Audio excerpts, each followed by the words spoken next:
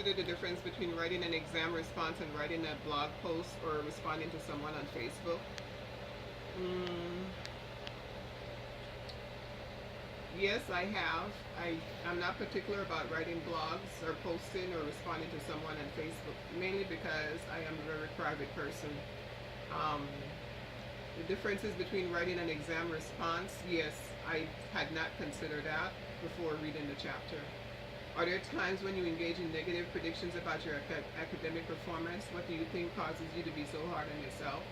I'm hard on myself because I know that I'm not mentally capable and physically capable of um, doing a lot of different things. And because of this, it makes me worry about how I'm going to perform. It takes me longer to do things than most people do, and that affects the way that I feel about myself.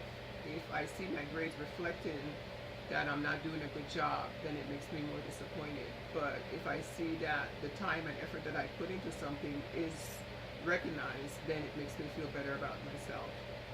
Do you experience any type of test anxiety? If so, what causes you to be anxious? If not, what strategies do you use to stay calm?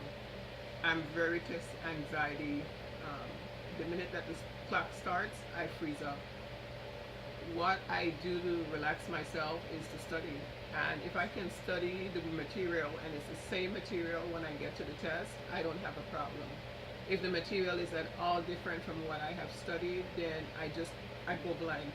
My anxiety gets sky high, and I just cannot concentrate. It's important to me that if I go to a test, that I am prepared for it.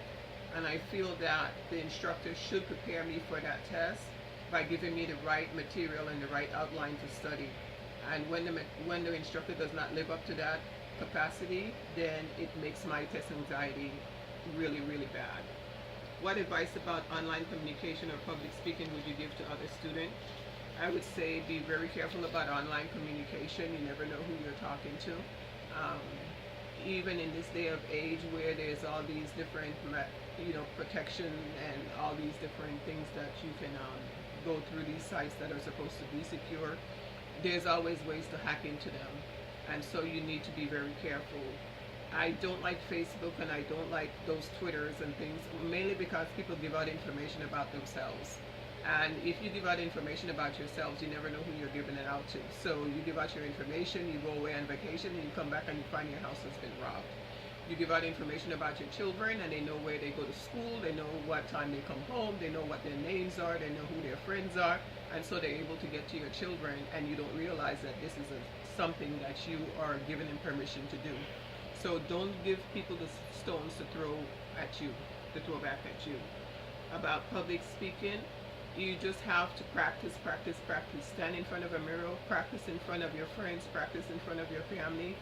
Learn how to relax and learn how to breathe. Learn to understand that standing up there, if you're passionate about your point and you're passionate about what you're saying, and if you're well informed about what you're saying, then you should not have a problem. But if you go up there unprepared, you don't have a chance in a million.